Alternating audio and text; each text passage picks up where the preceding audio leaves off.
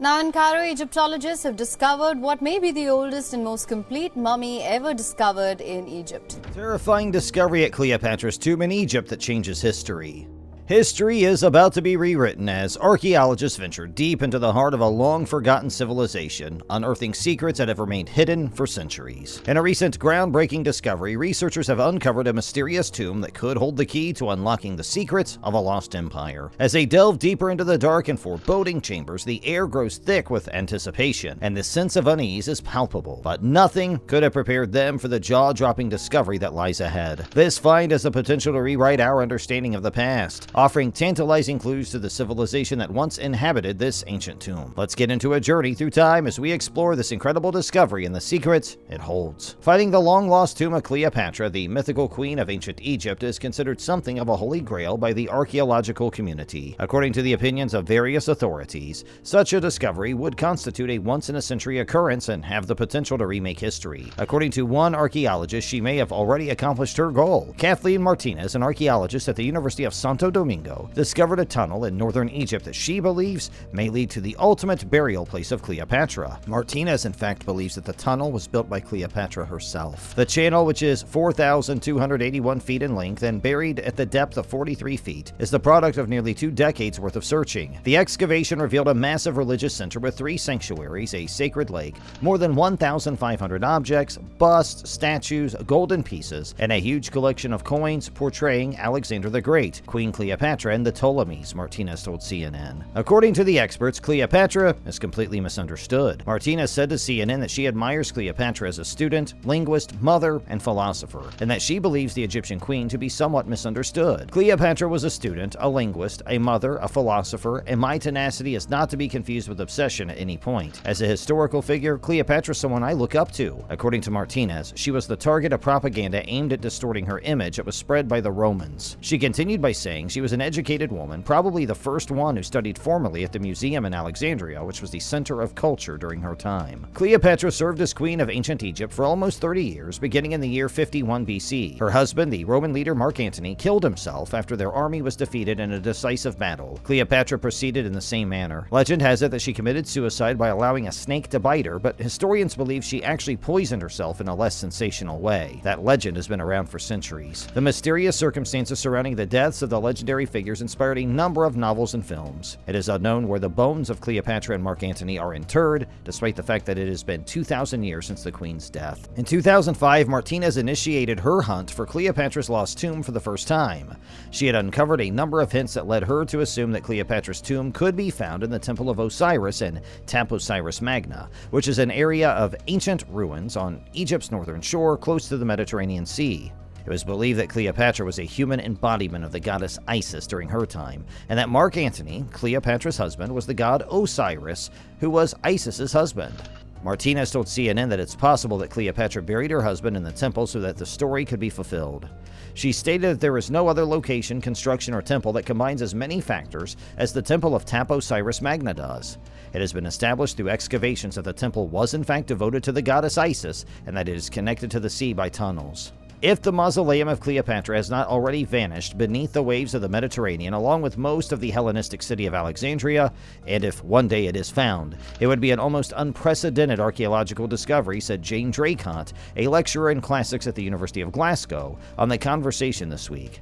Draycott was speaking about the possibility that the mausoleum of Cleopatra had not already vanished, and an unbroken tomb would open up a variety of opportunities for scientific investigation. According to Draycott, while the tombs of many famous historical rulers are still standing, the mausoleum of Augustus, Antony, and Cleopatra's mortal enemy in Rome is one example, the contents of the tombs have often been looted and lost hundreds of years ago. Egyptologists, classicists, and ancient historians and archaeologists would be able to derive an enormous amount of fresh information from the contents of this book. Following this, Martinez and her team will move on to doing excavations underwater. Although Martinez has stated that it is too early to know where these tunnels lead, she is enthusiastic about the situation. According to what she said on CNN, it will be the most important discovery of the century century if they are successful in finding Cleopatra. Let's say that the mausoleum wasn't swept away by the currents of the Mediterranean Sea. In that case, much like the Hellenistic metropolis of Alexandria, it could be the most significant archaeological discovery in decades, the Economic Times confirmed the same week. It's been said that if the tomb is discovered, the history of the famous Cleopatra would change forever. Martinez and her crew discovered a tunnel that was 1,305 meters long and buried 13 meters underground, according to a recent announcement made by the Egyptian Ministry for Tourism and Antiquities. Architectural design specialists referred to this discovery as an engineering miracle. The excavation revealed a massive religious center with 3 sanctuaries, a sacred lake,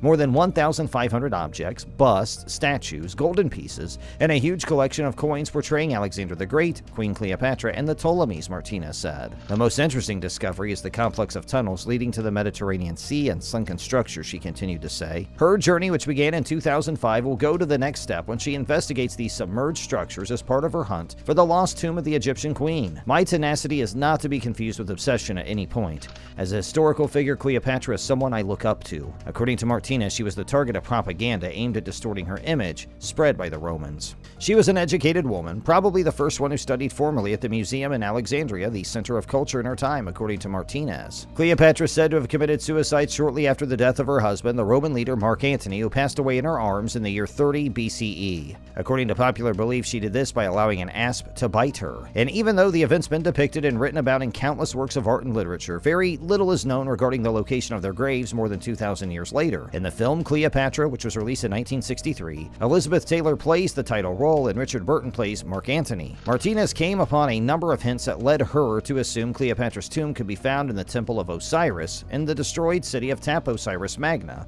located on the northern shore of Egypt, near the point where the Nile River and Mediterranean Sea meet. The name itself was the most important of these factors. Martinez thinks Cleopatra may have sought to mirror the narrative of Isis and Osiris by burying her husband in the temple where she worshipped. According to Martinez, no other place, structure, or temple combined so many conditions as the Temple of Osiris Magna. In the year 2004, Martinez presented her theory to Zahi Hawass, an Egyptian archaeologist who was serving at the time as Egypt's Minister for Antiquities Affairs. Martinez believed that Hawass would be receptive to the idea, and a year later, her initiative was given the green light. After so many years of looking, Martinez finally has the impression that she is getting closer. In the course of the excavations that have taken place thus far, it has been discovered that the temple was dedicated to Isis, which, according to Martinez, is another indication that the missing tomb is located in the immediate area, as well as the tunnels that run beneath the water. Martinez has stated that she is currently at the beginning of a new journey, which included underwater digs. The Egyptian shoreline's been shaken by earthquakes over the course of the ages, as said in a statement made by the Ministry of Tourism and Antiquities. As a result of this, portions of the Osiris Magna have collapsed and sunk into the sea. This is the next location that Martinez and her team will look into. In spite of the fact that it is too early to know where the tunnels lead, she is optimistic. It'll be the most important discovery of the century, she claimed, if the tunnels lead to Cleopatra's tomb. Let's talk a bit about her reign and life. The Ptolemaic dynasty ruled Egypt for a very long time, and Cleopatra was the final monarch of that dynasty. The lineage of these rulers can be traced back to the famous Greek general Alexander the Great, and many people consider Cleopatra to be the first famous person in the history of the globe. She began her reign in the year 51 BC and continued it until the year she passed away, which was the year 30 BC. Cleopatra was given the title of Cleopatra VII, Queen of Egypt, after the death of her father, Ptolemy XII, who had previously held that post. Her brother, Ptolemy XIII, was also crowned king at this time, which coincided with his promotion. The siblings ruled Egypt while maintaining the appearance of being married to one another for formal purposes. She did this for 2 reasons. The first was that she wanted the Egyptian people to consider her and Antony as the rightful rulers of Egypt,